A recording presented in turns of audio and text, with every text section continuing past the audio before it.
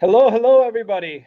Welcome from a rather gloomy day here in Dallas, Texas. But guess what? There's nothing gloomy about today's session. I'm super excited to bring you guys the fourth edition of the Cinema in Flux webinar.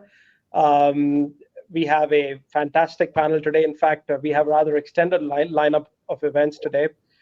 We typically open at 2:25 so that we can let people, come in, get their seats, so on and so forth, and start by 2:30. But I have a feeling we're not going to wait that long today because we have a decent number of people already here, and the fact that we might be running over a little bit. So with that said, let me give everyone just a minute maybe, and then once we are past the minute or 2 minutes, maybe I'll then start off.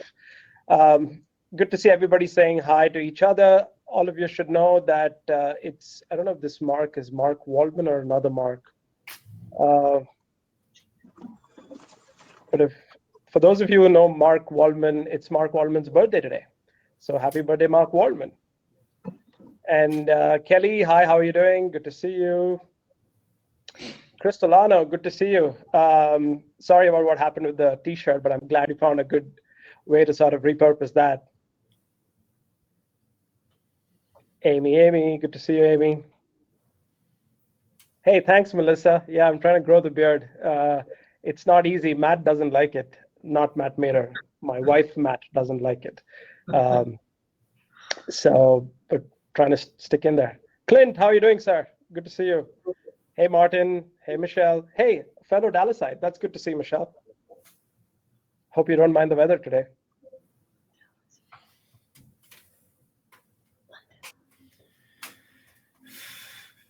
From London. Good to see you guys from London. Hey, Susan, good call on Mark and asking for a cocktail. He is after all the lot of the drinks, remember? So yeah, go ahead and make sure you get the drink off him. Sperling, you're funny, Sperling. Okay, let's get down to business. As I mentioned, thank you for joining us. Today we're discussing food and beverage, the flavor and bite of the cinema, or of cinemas. As quick opening notes, as I warned you, today's session might run over a little bit. I apologize in advance. We might go by about 10 minutes, but please do hang on. It's going to be a lot of fun, especially towards the end. The comments window is open, like all of you are already on Mark's case and saying hi to each other. It's going to be fun banter, but please keep it polite and respectful. That's all we ask. We cannot guarantee all questions that you put in the chat window will get picked up, but we will try and do our best. And finally, we have a little surprise coming up for everyone right at the end. The surprise will be emailed. So for any reason, if you're not able to stay on entirely, you will receive the email. But then if you do stay back, we would love to show you the surprise ourselves. Okay, first off, of course, our merch store. Like you can see, we have a new edition. We have a cinema lineup of t-shirts, of hoodies. In fact, for the first time, given that the seasons are changing and we have some good spring weather moving into summer, we've also launched a line of tank tops for men and Razorback tanks for women, which I'm super excited about. So go on to shop.cinemainflux.com and all proceeds obviously go towards supporting a really, really good cause, which is the good guys over at Will Rogers Foundation. Okay, and my screen went very dark. I think I'm having a crash. Uh-oh. Yes, folks, my system is crashing on me. Part of the plan.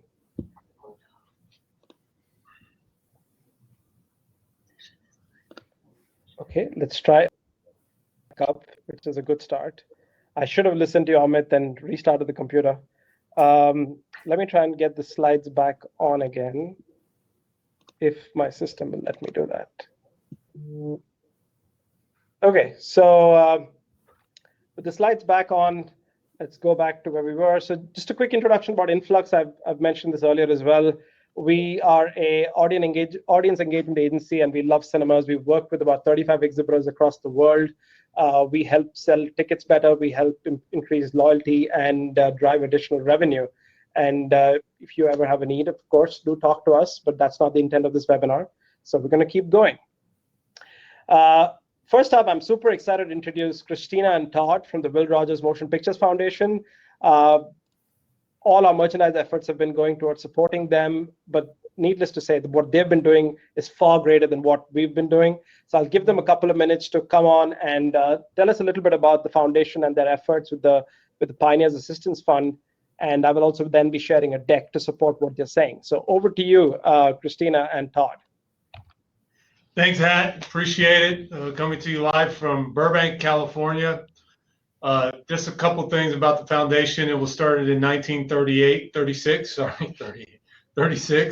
after Will Rogers died in a plane crash in 1935.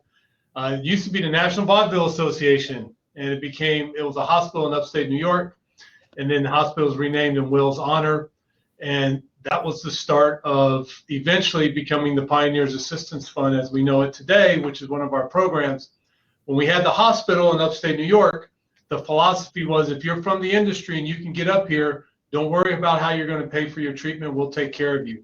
And we took that assistance idea, philosophy into the 1980s when we had the assistance program through Will Rogers. We had closed the hospital in 1977. And then in 2002, we merged with another organization that had started approximately the same time called the Pioneers, Inc., then the Motion Picture Pioneers, Inc. We merged them with the Will Rogers charity in 2002 to create the Will Rogers Motion Picture Pioneers Foundation. And Christina, I'll let you take it from there. We have a program called the Pioneers Assistance Fund. Sure. And tell folks a little bit about that. So probably what most of you are familiar with hearing over the last few weeks or few months is our Pioneers Assistance Fund program. And as Todd alluded to, this sort of philosophy of taking care of our own and taking care of people in the industry is something that's deep in our history, and we've done it back since the 1930s. We have an assistance program during normal circumstances where we assist people who work in exhibition and distribution and trade services, all in the film industry. But when COVID hit and we started to see the layoffs come, or the furloughs rather, in the exhibition community, we put together an emergency relief program, which we had done to a smaller scale during the fires and during the hurricanes over the last couple years, but we've never done anything to this scale. And for phase one of our assistance program, our goal was to help as many people as we can, as quickly as we can. So for phase one, we were able to assist 7,300 people who work in movie theaters, all of whom have worked in movie theater business for 5 years or more. And now we've transitioned into phase two of our assistance, where we still want to help a large portion of people, but we've expanded our criteria to include not just people who work in movie theaters, but people who work at studios, as well as people who work for select vendors who are exclusive to this exhibition and distribution side of the business. And this phase two is a bit more of a slower process, to be honest, and it's a one-by-one needs-based assessment. So phase one, it was a stipend of money to a large pool of people. And this phase two, the amount of money is going to vary by a person's needs. So anyone who's applying that you know of, please ask them to bear with us, because we are assessing, we have a group of social workers assessing each one by one, and talking to folks and finding out what their needs are. So we expect to spend about the same amount of money, which is $2.1 million. That's what we spent in phase one. We expect to spend around the same amount for phase two, just on a smaller group of people, and hopefully give each person a little bit more money to help them move forward through this time. So just to wrap that up, what's really important here is that everyone know that vendors who are exclusive to the sector, people who work for those vendor companies, are also eligible for this assistance program. There's been confusion about that in the past, but they are eligible. If you are exclusive to distribution, exhibition, and that's the only clients that you serve, no other sectors, no other business divisions, then you are eligible for this assistance program. Thanks, Hat. We really appreciate being here. Thank you, everyone, and thank you for your support.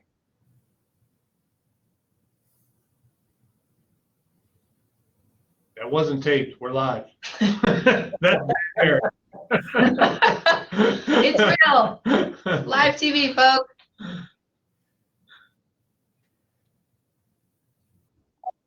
Hello, I'm getting messages from Hat. So I'm not sure what the status is, but I can only imagine it's related to his life-saving exercise he did about 6 minutes ago, and when he got this thing started. So I am going to jump in while he does his reboot. Good day, everyone, wherever you might be. You guys can get rid of your camera unless you want to sit there, which is fine. You guys can sit there. Got it. You got it. Thank you, everyone. Good to see you. Good day, everyone, wherever you might be. Today's Wednesday here in Texas, where I'm located. We call it Hump Day. It is the 20th Hump Day of 2020. I did a little homework last night after talking with Hat, and it's the 9th Hump Day of the post closure / webinar period that we're in, that we all entered into sometime around mid-March. And for those of us here in Texas, it's the second Hump Day where we can actually take our families out to eat at a dine-in cinema and enjoy a movie. It might not be a first-run film, but we've had a great last 2 weeks of news and activity coming out of Texas. We're hoping that everybody around the country at some point in the near future gets to enjoy what we're going through in Texas and can take their family out for a nice beverage, snack, pizza, wherever it might take you on the menu of your favorite cinema nearby. Hat, it looks like you're possibly back. Yes, I am back. I am back. So I just jumped in there and transitioned a little bit into what we're going to be talking about. Barely. You're jumping in perfect timing. So take it away. I'll let you take back over. Okay, perfect. Christina and Todd, I apologize for that. I was just going to tweet earlier today saying that this is probably the best laptop I've ever had. And then of all days today, it had to go and crash on me. But I apologize to you guys. But thank you for coming and making the time, Christina and Todd. So moving on to the main agenda. In front of you is Matt Mader. Matt Mader is the founder and president of Venue Valet. Most of you may know him from his time behind the stage and organizing the Dine-In Cinema Summit. And it is on for this year, 2020. I guess, Matt, is it? It is still on. We talked about that yesterday. We're still leaving it like it is, and we'll see what happens as we get closer. But as of now, we might be the only show of 2020. So we'll see. Nice. So Venue Valet essentially helps dine-in cinemas and other entertainment venues offer a better in real life guest experience by providing technology solutions. Matt was previously with Motorola and American Express, and he's a full-time baseball nut and lives in Austin, Texas with his wife, and they have 3 kids. So with Matt's introduction out of the way, I'd like to next bring on screen another Matt, Matthew Baser from Flux Brewhouse. Can I have your camera on, please? So it's interesting how Matthew Baser calls himself a food service lifer, and because that's all I guess he's done for over 25 years. He was previously with El Torito and the Chevy's Fresh Mex as director of franchise operations, before which he was at Zao Noodle Bar as CEO, and before which he's worked with a bunch of Applebee's franchisees and with Legal Seafoods up in Boston. He's a 1990 graduate from Cornell School of Hotel Administration, but guess what? Today he's known for much more than which school he went to. So Matthew, thank you so much for being here and being a part of today's event. Thank you for having me. Excited to get through some of this agenda. There's a lot of interesting things to talk about. Right.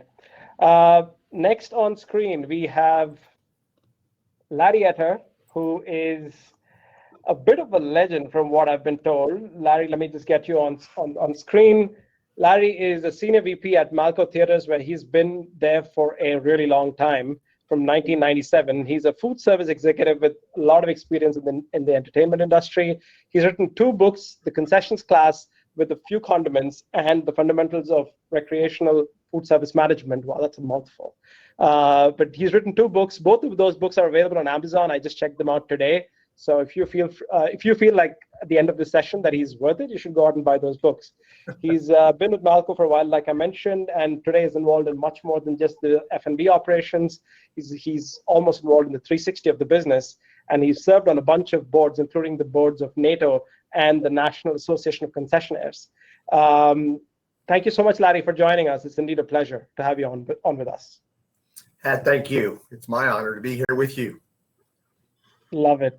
I like how Andrea says, looks like Larry himself is for sale. He's not, I promise you. Next on screen is our next panelist, Robbie Sosna from Ohio. Let's get you on screen, Robbie. Oops, sorry, I turned your camera off. There you go, let's have you back on. Robbie operates Envision Cinemas, which is a upscale dine-in cinema based in Ohio in Blue Ash and Kenwood, the towns of Blue Ash and Kenwood. He also operates Olio, which is a fine dining Italian restaurant. And from my time that I've grown to know Robbie Sosna, he is a bit of a perfectionist. And I think he sort of exudes that even in all the experiences that he offers his customers. He's a serial entrepreneur. He's done a bunch of ventures before. I personally believe his biggest claim to fame is being a recipient of a record SBA loan a couple of years back in Cincinnati. He was also the founder of Cincy Bites, which was a Uber Eats style delivery service, but back in 2013. He's a voracious traveler, and when I last checked in, he had been to about 55 countries as of last December. I don't think he's adding to that tally this year, but then Robbie, thank you so much for making the time and joining us. Thanks for having me, Hat. It's actually 61 now, but you're close, so good enough there. I appreciate you having me, and I know it was tough to get me to commit, but I'm here and happy to participate. And I no longer hold the record for the largest SBA in Cincinnati. You no longer hold the record? I no longer hold the record. Oh, but did your family beat you to it the next time? No, it's somebody totally different. Got it. Robbie, thank you so much for joining us. Okay, moving on. The next person on screen I'm going to get is, I guess, the special guest for today. Everyone's been super eager to hear from this gentleman, Jason Ostro, VP of Development at Star Cinema Grill. They reopened last weekend their Baybook location, and I'm going to put Matt Mader and Jason Ostro to talk more about the reopening and then walk into the session, and I'm going to get out of all your faces. Thank you for joining us, guys. Thanks, Hat. Welcome back. So just as a brief intro here, I'm in Texas.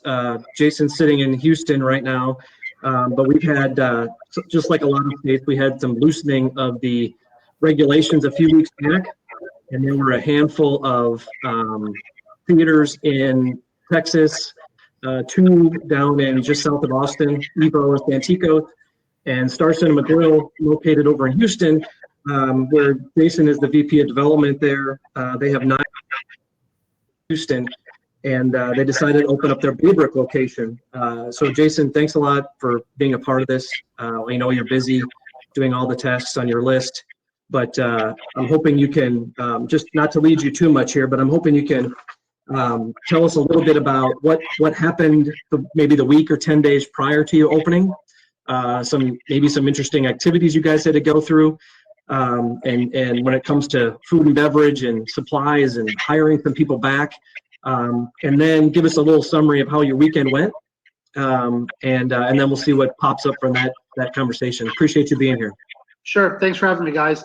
I think as a lot of us thought, well, especially here in Texas, we didn't think the opening was going to come as quickly as it did. Governor Abbott, I guess 2 weeks ago on a Monday, was set to announce the next phases of what was happening. And we expected restaurants to be part of that phase, and were caught very off guard that movie theaters were going to be a part of that phase. I think he announced it on a Monday, and then on that Friday, theaters were allowed to open.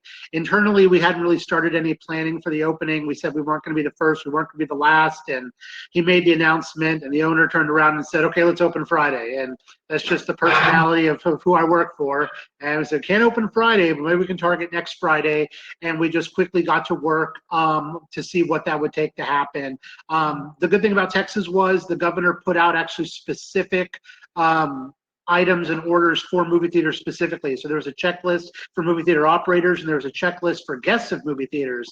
And so we had a guideline that we were able to follow. I can also take a shout out to the guys at Evo, because they had put out some stuff of the week previous, just kind of showing what they were doing. So between that and between what the governor put out, we were able to start to develop our plan. we really had to change the way that we operate our business. We want to talk to every guest. We want it to be a very hands-on experience, and we had to flip that upside down. So thanks to a couple great people on our team, we put together kind of our checklist of what we needed to do. The biggest tasks were technology. Right now we go to the tables, we take the orders, we put them into handhelds, and you buy your tickets at the kiosks or the box office, and we kind of changed all of that. So not to give too much of a shout out to Matt and Venue Valet, but they're great partners with us, and we have a mobile app that we developed with them over the last few years, and so we decided to just utilize that as our way to kind of start the experience from a contactless point of view, or from a contactless state. So we pushed all of our ticketing to the app. If you go to our website, you click on a showtime, you get a pop-up that says go purchase your tickets on the app. And the reason we did that was because we enabled some ordering features within the app that you could use in the theater to limit the servers coming back and forth. So a lot of technology. We didn't bring many people back, but we brought back our technology gentleman and our marketing guy, and they were hard at work all week developing the content to go on the social media and on the screens. And we turned our kiosks into QR code readers, so when guests came in, if they didn't have the app, they could scan the kiosk. It would download the app for them. All of our talking points, all of our training, all of our sanitary guidelines, it's all on our website if you're interested in the details. I don't want to bore everybody with the play-by-play of that. But it was a lot, and I don't think we realized how much it was going to be until we were actually in it. But I'll tell you this, once we opened, we had some other exhibitors come by the first day and kind of chat with us and take a look, and the guest feedback, they were, we always try to keep clean bathrooms and clean facility, but people just saying, man, we were nervous, we didn't know what to expect, but man, we feel really comfortable, we're going to come back with our kids. And so that was a really positive thing to hear about.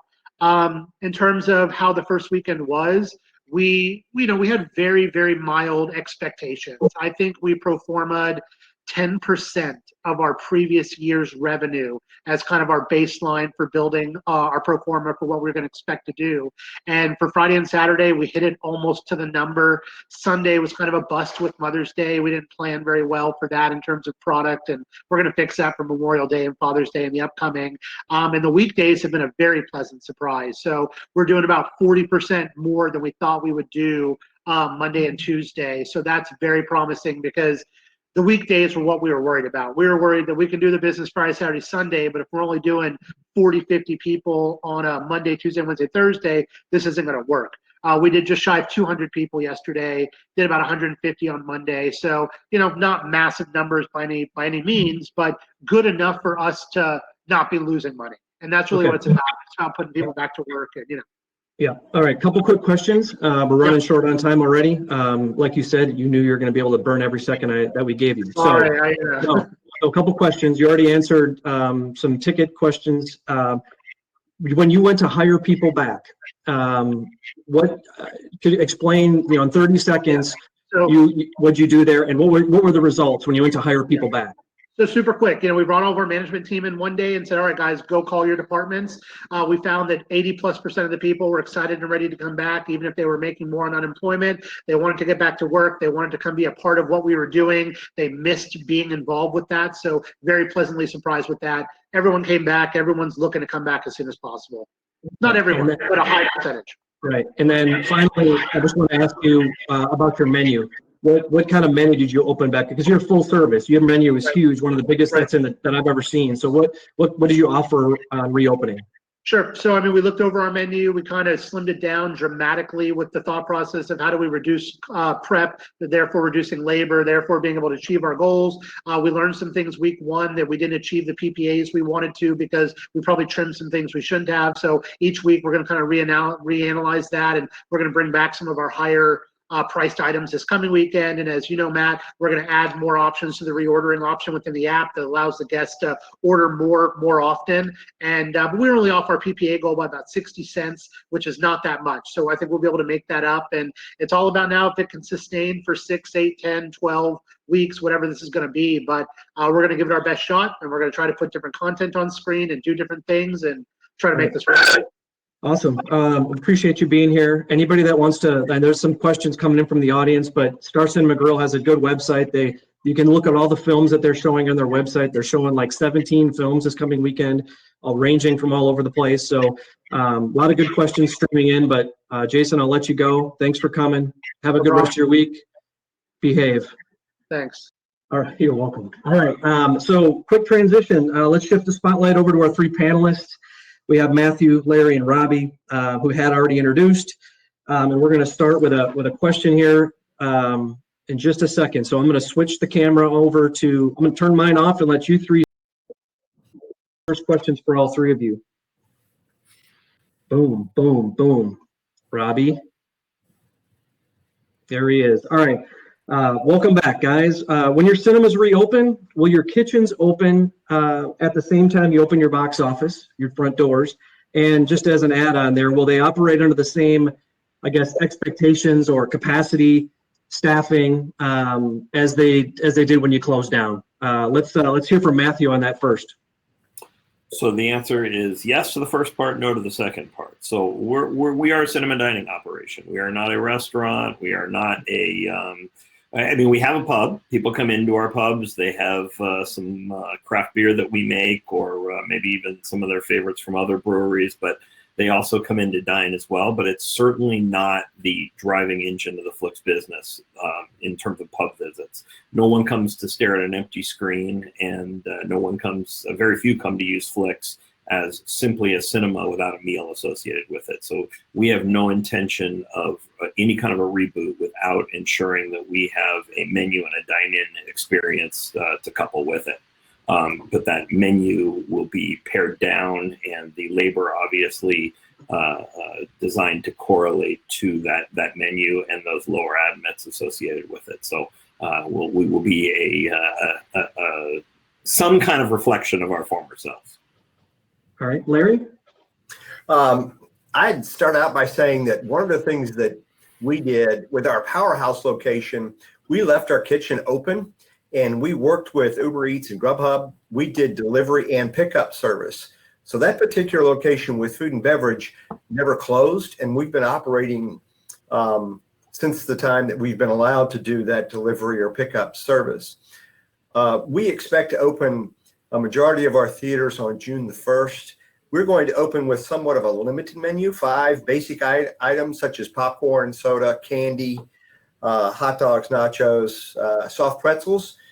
But there are 3 items in the kitchen that are, prevalent in our #1 items, such as chicken tenders, our fire grilled pizzas, and then burgers. So we'll offer burgers, chicken tenders, pizzas, and then 6 core items on the concession side to start with.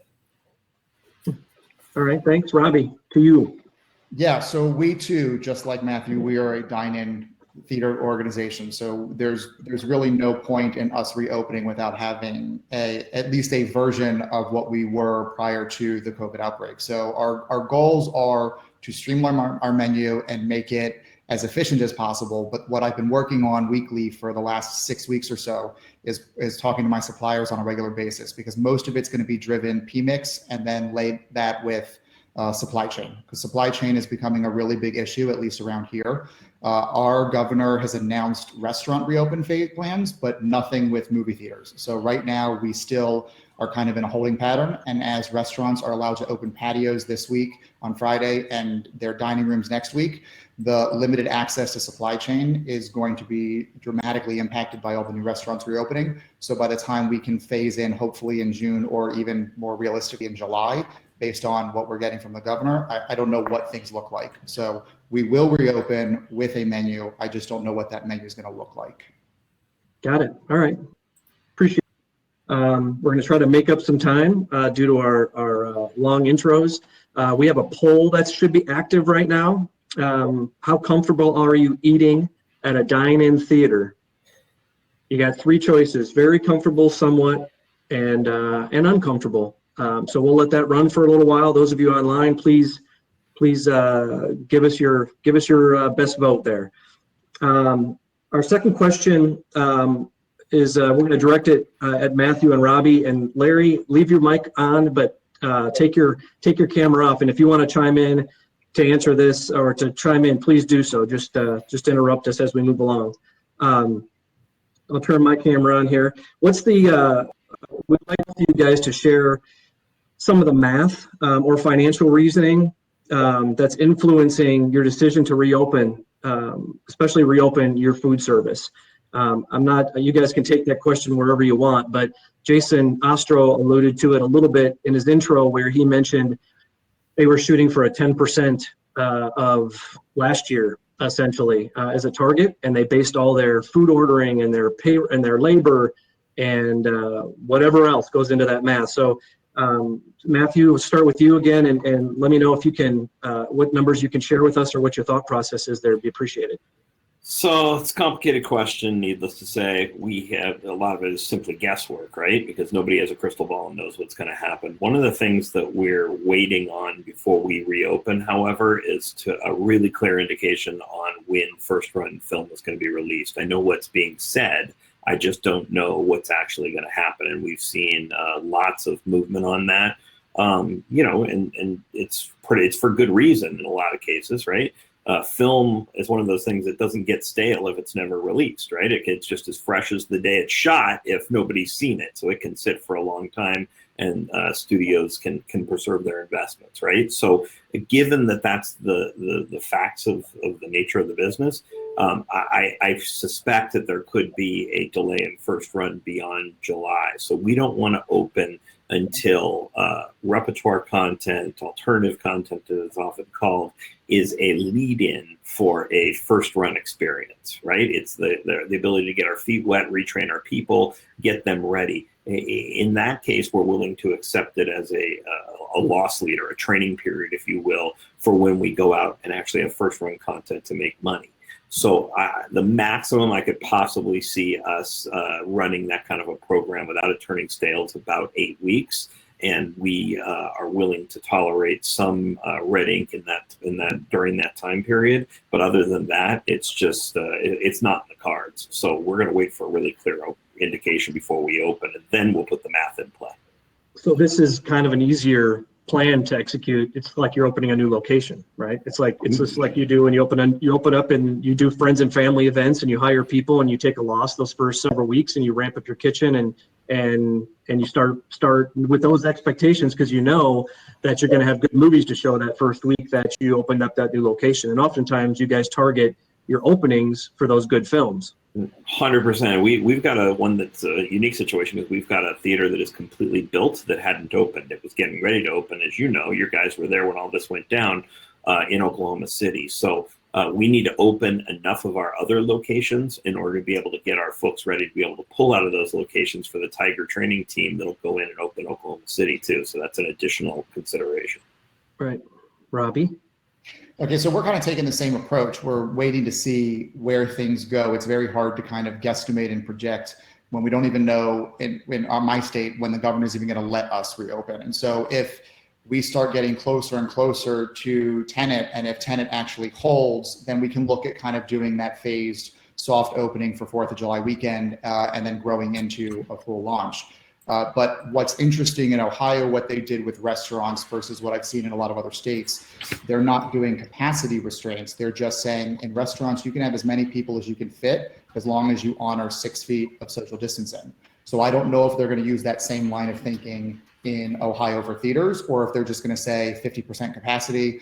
There's always obviously a lot of conversations on recliners. Our riser depth is, 68 inches. There's a large gap between the rows in front and behind you. So are we going to be allowed to seat every row and just do spacing on either side? So until we get more direction, it's really difficult to kind of figure out what we're going to do. But we're going to do all the same things that Matthew was just saying, which is basically look at it as if we're just reopening or opening a new location and kind of phasing it in. All right. Fantastic. Larry, is there anything you wanted to add to that before I jump to the next one? I would just concur. Our philosophy is very similar. Our philosophy is just to keep the Malco brand active and get people back in the habit of going to the cinema. That's our primary goal. All right, fair enough. We're gonna move on to the next question. Question number 4 on your program there. Due to the mostly focusing here again with Matthew and Robbie in the dine-in world initially, but I'll invite Larry for you to jump in as well after we get through answers here. Due to the operational complexity of running a dine-in theater, including the number of employees you guys have to hire, the fact that you operate 24/7, 24/7, 365, has this pause in time, the last, 7 hump days, has this allowed you to reimagine your business at all, given you a break there? And have you taken any creative liberties with that as you get ready to open sometime in the hopeful near future? Robbie, let's start with you this time. Sure. So yeah, so I had to, just like most of us, furlough or lay off virtually all of our employees, but I was able and fortunate enough to keep on a few key corporate managers. And so we've spent the balance of the last 7-8 weeks on Zoom calls almost daily, reviewing every aspect of our business, breaking it all apart. We are 4.5 years old, and in 4.5 years, we've opened up our 2 locations, and we feel like we've just been constantly running and operating. And it's very difficult when you do operate 365 to have that opportunity to kind of really break things down and review. So we've done that. And so we plan on reopening, and we've changed and altered operationally how we want to handle certain things. Even unrelated to kind of COVID, just kind of how we operated previously. Obviously, we hope that the changes that are going to be required as a reaction to COVID will be more short-term, not long-term. So we're looking kind of long-term again. But one of the things that, and this is my shameless little plug for Hat here, we had already started talking with Flux, because I utilize 2 separate point of sale systems in my organization for food and beverage and for ticketing, as many of us do. And so it's very difficult to be able to kind of sell tickets and pre-order food and beverage. And Flux allows us to do that. So we kind of started having those conversations after your summit, Matt, in November. We kind of kept the conversation going in January, but since the COVID outbreak, we've really spent a lot of time, and we're moving forward on developing those technologies to help minimize the touch points throughout, which is obviously altering our entire experience, but I think that's something that's going to be required moving forward. Right. Matthew? So the question being, how have we reimagined the business? Well, there's lots of ways that we've reimagined in terms of what we're going to do on paper, right? The like you shared with the Star Cinema plan, the actual plan to reopen and how it changes the experience from sanitation, from distancing, all those other things that are standard. So I'm going to skip that, and I'm going to go to instead how we truly reimagine the business, right? And it's not something that I can execute today or tomorrow, but I imagine a world where technology is much greater deployed in our cinemas, right? One of the real difficult things about dine-in cinema that most of the people who operate conventional cinemas go in and don't realize until they get into it is the heavy reliance on labor, right? So we need to refine and redo the labor model associated with dine-in cinema. We need much more automation. We need some procedures and processes where remote delivery is an actual thing, where we've deployed greater robotics. I mean, I've thought of lots of different things that I'd like to see in our next iteration of dine-in cinema. And then let's be honest, and I know this will cause some people's hair to stand up, but I don't much care at this point. We've got studios reimagining how they're releasing film. So as exhibitors, I'm hopeful that we can reimagine how we show film, because showing, and I won't pick on a specific title, I'll just say Porky Pig, right? Something that is definitely designed for children. Showing that at 10:30 at night on Friday night because we need to is a completely ridiculous notion. So if our studios are going to reimagine how they release film, and it's going to be day and date in home with PVOD, then we need to start reimagining as a group of operators how we show film and do it to our advantage related to attracting the most audience at the most opportune times. All right, thanks, guys. I just want to do a quick review of our poll that was out there. If you're comfortable eating at a dine-in theater or not, very comfortable came in second, uncomfortable came in last, and somewhat comfortable took the prize with over 55%. So that would be about what I would guess it would be if I had to swing at it. So thank you for that. We'll be running another poll shortly. This next question is going to be for Larry and Robbie. So Matthew, you are dismissed for a second, and we'll bring you back shortly. Larry will be joining us here on the camera, but I'll start by letting you guys know the question is going to be about the food supply chain. So we kind of touched on it a minute ago. Robbie, I think you brought it up. And I think we could spend a lot of time talking about this. And since you're a restaurant owner as well, I know that you should have some creative info. But I'm going to start with Larry on this one. How is the food supply chain, including the supplies that you guys use to deliver that food or present that food, cups, forks, knives, whatever, how have those delivery channels changed? And how do you alter, and do you need to alter your relationships and your scheduling and your terms, your payment terms with those suppliers that you rely on to give you those, to handle those deliveries for you? Larry? Yeah, those are great questions. And I think from our standpoint, Malco Theaters is a regional theater. We're in 6 states. All of our locations are within 350 miles of our home office. So we only have one primary distributor on the concession side. We use one big box delivery system. We have one soda syrup supplier in Coca-Cola. So we have very specific relationships with each one of our distributors. As an example, just before all of this hit and all of our theaters were closed, I was in touch with Manel Popcorn, and we were scheduled to get a truckload of popcorn delivered to our distributor. And I was with the distributor, and it looked as if we had 4 weeks supply in the supply house. So I canceled that truckload because I figured I had a few weeks advance notice that if the theaters didn't close, I could still get the truck sent. So we have worked very closely with the distributors on product levels, but I think I'm fortunate in that I only have one primary distributor for concession supplies, one big box distributor such as Cisco for our other needs, and the Coca-Cola company. So we've been in touch. It is going to be a challenge for the larger circuits and the people that are more spread out, as opposed to the people that are more centrally located. Right, I agree. And what's interesting, and I'll lead you a little bit here, Robbie. Jason Ostro from Star, they have 8 of their locations in Houston, and over the years, in working with them and knowing them, he's always said what a great advantage it was to have all his locations in one city, because he could leverage that he could use that to some extent when he was going off, and whether it was negotiating delivery or what have you.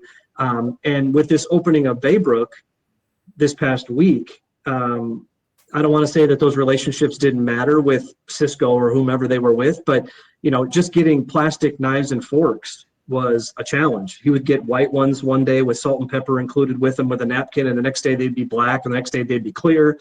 And I could go on and give you other examples that are food related, what they used to just count on in terms of chicken tenders showing up. Well, it was different. I mean, it was different, kind of start to finish. So let me transition to you, Robbie, and get your 2 cents plus another chunk of time on especially from your restaurant perspective.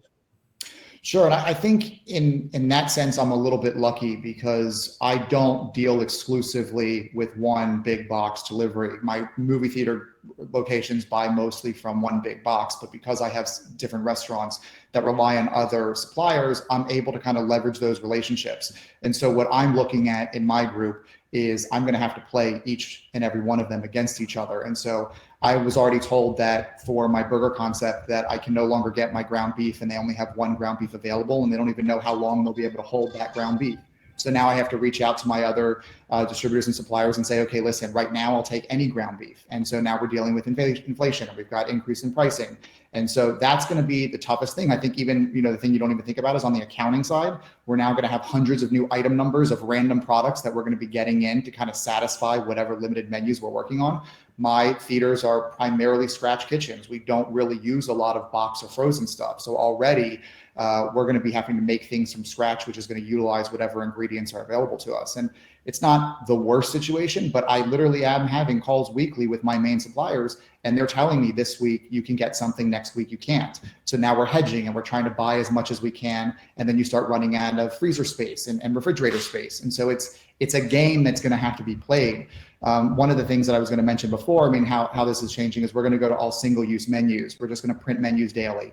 And we're going to do that, just because I think it makes everybody feel more comfortable and it's a little more sanitary, but it also allows us the flexibility to just reprint new menus based on what supply chain looks like or based on what we can get access to, and turn things around. And there's going to have to obviously be systems because we have to get point of sales programmed and potentially apps updated. So it's never going to be as simple as running a small mom and pop restaurant and they have a special fish that day that you can just grab, but we'll have to work in versions of that. And our guests are going to have to become accustomed to just working through whatever their favorite was last week might not be there next week. And then hopefully we can bring it back the following week, just as supply chain ebbs and flows.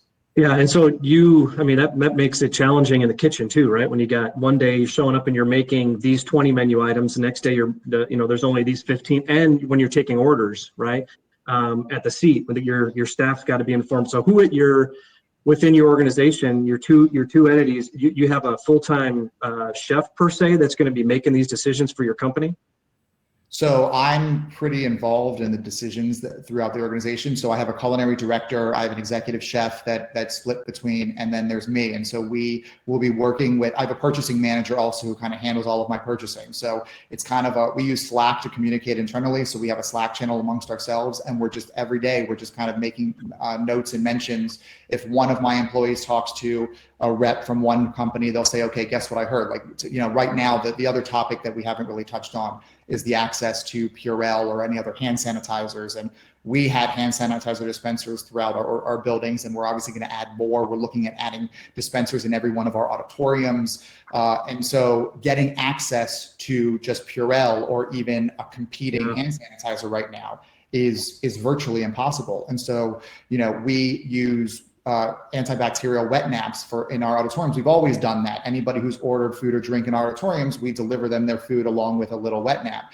We can't even get access to wet naps right now. The antibacterial ones, they're gone, and they don't know. The biggest frustration is that the reps don't know when they're going to be available because the suppliers aren't calling them. So we have no idea. And yes, so to go to your question, it's going to be difficult in the kitchens. It's difficult on training because if the menus do have to change that frequently, how are you going to keep your servers up to date and current on everything that you have available, which is why it's even more important to narrow, streamline, and keep things simple. Yep. Great. All right. Well, thank you guys. If I might, 1 second, that's kind of a supposition. I think the key for anybody in this industry right now is communication. You need to be communicating daily with whoever your suppliers are and checking stock and find out what they have in stock and what they won't have. And I think that's what Robbie's really saying. Yeah.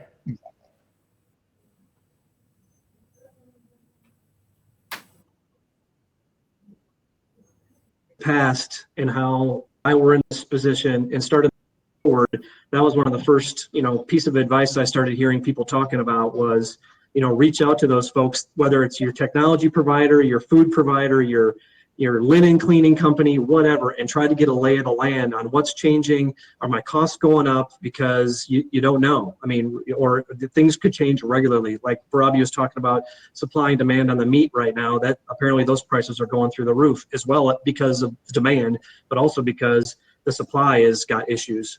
So who knows where you might have a $25 hamburger on your menu by the time we get to August, Robbie. Well, I don't think I'll have any customers to fill whatever few seats I have available to them. All right, well, let's not talk about that. All right, so we have another poll out there right now that some of you are already answering. How sanitation and social distancing? So Robbie just alluded to it a little bit. The theaters have to go through some expense to get hand sanitizer and other chemicals or whatever that they never had to before, as well as instigate new practices, cleaning theaters differently, and maybe even showing less films in a day because they have to leave more of a gap between films to let the theaters desanitize in some way. There's a cost to all that. So the 4 answers that you can choose from are pass all that expense on, eat all that expense, eat some, pass most, and eat most, pass some. So feel free to answer that. Good question on the poll. Next question is going to be for Matthew and Larry.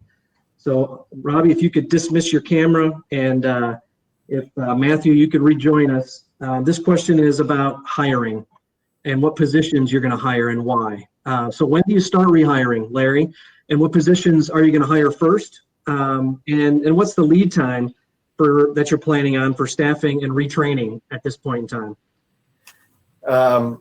Well, to summarize, the first thing we did is we retained all of our management staff. We also retained 2 key personnel behind them. So we typically have a general manager and 2 assistant managers still on staff who we're paying. In addition to that, we've already begun contacting our employees that were underemployed. And at this point, I would say that we probably have 95% interest in coming back. Our plan is to reopen again about 35 to 40% of our theaters as of June the 1st. So we're starting to reactivate employees coming back in. We utilized our staff for as long as we could to clean and sanitize the building before we close, so that when we want to walk back in, everything's in place, neat, nice, stored properly, dated. And so we're kind of in that situation right now. I was pleasantly surprised. We have lost some employees to I'll say grocery markets and like a Target, for example, because they were paying $14 an hour and looking to hire anybody they could. And so, kind of at our rate, they're making more money on that side of that channel of business as opposed to us. But we already have that activated, and we're still 2 weeks away. Okay, good. Matthew? So we furloughed back in March 1,250 team members. And we are able to keep in touch with them. We have a corporate communications platform that we use, so everybody gets notices that we could push out to individual units, individual people, all those kind of things. So people have remained really engaged, which is the good thing, and are looking forward to coming back to work and opening. Obviously, we're not going to need all of them. There's going to be a staggered reopening. But the level of engagement is pretty high, which is a good thing. We rehired 9 members of our corporate team, who we call our reopening task force. So they are back and actively working on our plan for whether it's reduced menu, whether it's the processes, whether it's sanitation, training videos, new how to Flux before it plays before our actual movies. All those kind of things. So we have all those folks already engaged. As for the rest of the team, when we choose an opening date, the plan calls for 11 days out for the general manager and the kitchen manager, and they are responsible for putting together the rest of the team in order to be able to execute that opening, which would take place approximately 11 days after recall. Is that about the same as when you open up a new location? A little, obviously longer lead time because there's a big hiring effort that needs to go on by the general manager. But in terms of how many days we train before we open, it's somewhat similar, but there will be obviously a lot more activity happening. Are you finding a good way to pull your employees? Like, I think, Larry, you just mentioned 95% of your employees right now, if you were to ask them back, said they would come back. And I think Ostro's number was about 85%. Is what they experienced at Baybrook. Like, they just went through this. Are you polling your employees and trying to keep tabs on that just for planning purposes? We are, and we have a level of engagement that is actually somewhat larger than I would have ever expected. They're showing what they're doing in their break and at home and making for dinner and all sorts of different things. So it's nice to see. I get constant questions. When are you reopening? I heard the government said we could reopen as of blah, blah, blah. And we answer every single one of those. So we have plenty of folks that are engaged. Now, how many of them are going to want to come back with potentially the federal government extending the benefit related to $600 extra supplemental per week remains to be seen. But I expect that some of the more savvy, motivated ones will say, hey, that's going to eventually run out and I need my job back. And if attendance isn't what it was prior to the furlough related to the movies, then getting first in would probably be a smart move. So I'm not worried about a number of team members willing to return. All right, good. I'm going to jump real quick to our poll and just look at the answers real quick. This is how are you seeing exhibitors handling increased costs of sanitation? The top answer was eat most of the cost and pass on some of it. The worst or the lowest answer was pass it all on to the customer.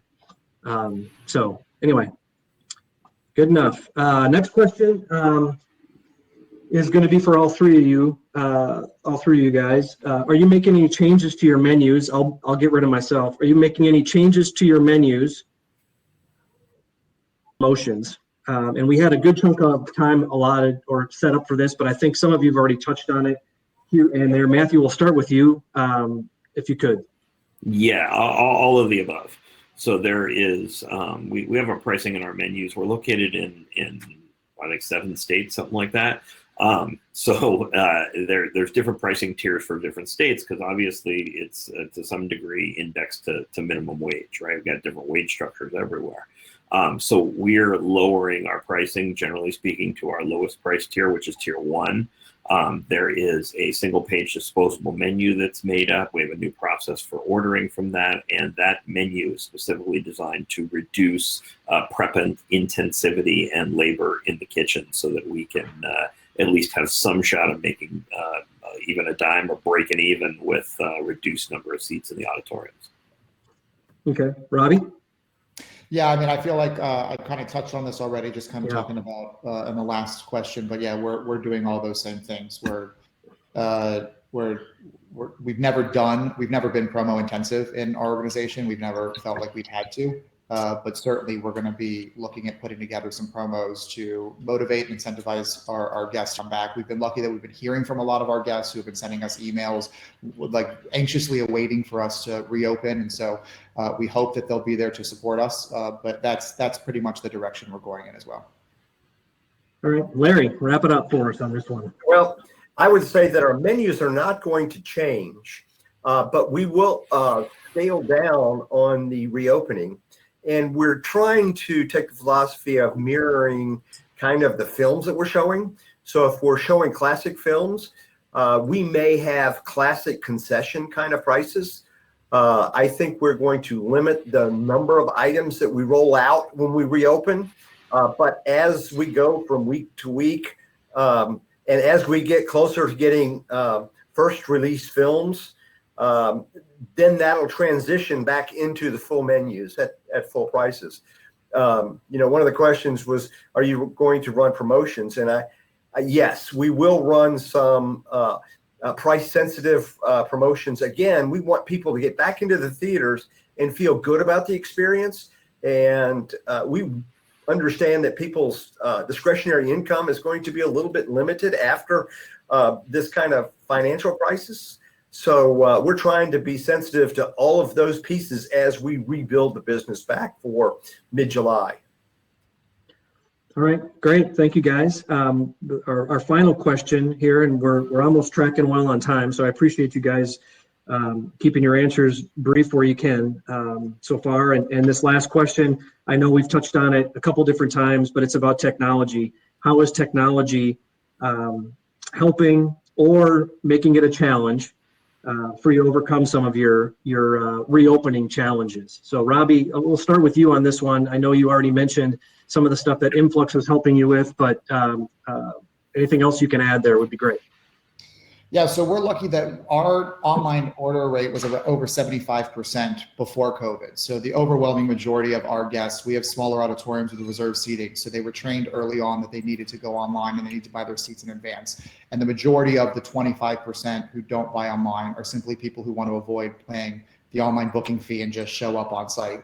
So we're looking at everything from kind of pausing or suspending online booking fees to encourage more people to buy online, which I'll be honest, I'm not thrilled with, but it's something we're looking at, especially if the distributors are not going to give us any sort of rent breaks or anything else moving forward.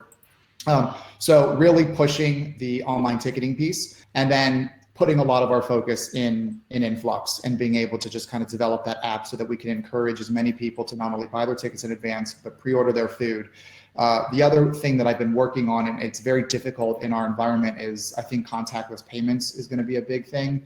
And obviously, if you have an app and you are able to kind of pre-order, that solves that problem. But in the meantime, as we reopen, how do we work with our existing hardware? We use Aloha and Aloha Orderman, which are handheld devices, and they don't have the ability to have contactless in those devices. So working with other third parties that we can integrate rather quickly, that aren't that much of a nuisance to the guest, to avoid the credit card swipes, the giving of the pens, and everything else that's involved in credit card transactions.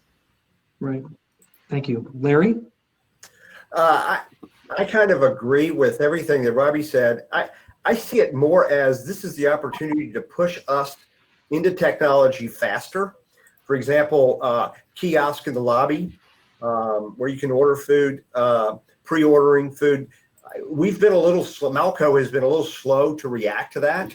And I think this is the perfect opportunity now to let us move forward using the technology that's available and kind of push us over the edge and help us make the decision to get there, because we're certainly looking for as many touch points to eliminate as possible. And I think technology does that. So I think we're moving in that direction. And this particular situation is going to help move a lot of us faster in those areas. Yep, I agree. Matthew? So we are, unlike Robbie, who has two separate point of sale systems, we are Vista end-to-end. And so we have lots of initiatives going on at the moment. And Greg from Vista, you can thank me later for the plug. We are working on rolling out their serve system so that we can implement touchless payments. We can have handheld ordering. It'll integrate with the app. We can have pre-ordering. We're working on a subscription model. There are all sorts of things that end-to-end is going to assist us with that during this downtime we're working on rolling out. So that's been really important. And then pairing that with your system, Matt, that's obviously kind of what drives our whole engine in terms of on-the-floor management. We have a whole system of management tablets that allow the managers to address things like call lights, but also things like missed greets and reminder systems on when to check restrooms and sanitation and all sorts of other things. So we're trying to use every piece of technology that we already have deployed as our backbone in order to be able to integrate it all and get it to the point where it's really helping us deliver a better guest experience, B, a safer one, and C, and perhaps most importantly, a more efficient one. Right, great. I appreciate you guys' honest and thoughtful answers to all that. There's a poll that we have, our last poll, I believe. I could be wrong, but I believe it's our last one. Are you likely to order food and beverage and concessions online and in advance of the film? And there's been a number of answers already. Most of the people are saying yes, especially if there's an incentive, meaning maybe some sort of discount or package deal you get from ordering ahead of time and online. So we'll keep a tab on that one and check back on it in a minute. And I'll jump to I believe I'm supposed to jump unless someone interrupts me here. I'm going to jump to our last question, unless Hat is going to come back in and ask it, because this one is to all three of you, and it is about your food and drink that you're most looking forward to having when you get to go sit in your own cinema and watch a film. Yeah. So thanks, Matt. You've done a fantastic job today at keeping this great panel in check and in flow. So yes, we want to know what is their favorite cinema F&B or concession item. And so, Matthew, do you want to share your answer first? My personal favorite, is that what the question was? Yes. Mm-hmm. My first personal favorite is Flux pizza, barbecue chicken to be exact. Interesting. Larry?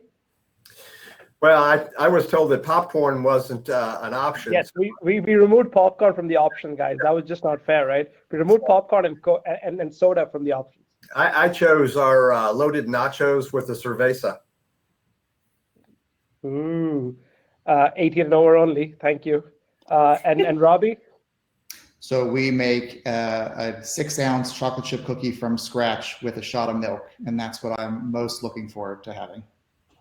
Okay, guys. So now we're putting up a poll to ask you guys which one of these three do you think you're most likely to want to order if you had access to all of them. We have Matthew in the early opening lead, Robbie now in the lead. Robbie's still in the lead. Oh no, Larry's nachos are moved up. Larry's nachos are in the lead. Nachos in the lead. Oh, but Matthew's pizza is caught up. Matthew's pizza is up ahead with 40%. Oh, this is close. Well, the pizza right now is in the lead. Where are my family members when I need them? Oh boy. Yeah, it looks like the pizza has just edged the nachos and the chocolate chip cookie, both of which are almost tied, and still tied. Pizza 39. I feel like I'm at the mascot races at a professional sporting event. Look, I need to find an alternate career, right? If you keep supporting Vista, so I guess I might as well try being a NASCAR commentator. Oh well, guys, thank you so much for that. A lot of fun. Matthew's pizza is clearly the winner, with the nachos and the chocolate chip cookie tied at second. So great stuff. Panel, thank you so much for being with us today. It meant a lot for you to make your time and be with us. If you guys have any final comments, else I will let you guys go, and then I will move to wrap with our little surprise for the attendees today. Thank you. Okay, so if you could please turn your cameras off. Thank you. Thank you. Thank you. All right. And hopefully I don't crash or burn this time. So the little surprise that we want to finish off today's event with is we've put together a little playbook that we're calling the Silver Linings Playbook, RTM, all disclaimers in place. It's a showreel of responsible cinema reopening, right? Look, we've seen a bunch of guides online that talk about how you got to reopen, but then a lot of it can be a lot of doom and gloom, or almost make it feel like a hospital. So we put together a guide. It's not a formal guide, but it's essentially something that's fun, entertaining to flip through. You will receive it in the email at the end of this, and I hope you enjoy it. If you do enjoy it, we'd love to hear from you. Please feel free to share it. Give us your feedback on LinkedIn. Also means promote us, but thank you. But yeah, if you'd like to, download it right now, it's up here. You can download it. And yeah, just flip through it. And if any of you want it printed, we'd happily send across a few to your addresses. Besides that, I can only request you guys once again to support our merchandise endeavor. Oh, where's my hat? Hat is back on. So please support our merchandise endeavor, shop.cinemaandflux.com. Thank you so much for your time. We should be back in 2 weeks' time with our next topic, which is how do you make cinemas an entertainment destination? Also talking about identifying alternate revenue streams. Till then, love you all. Stay safe, and the cinema industry is the best. And if you believe in that, then go and order some merchandise. Take care, guys. Thank you so much.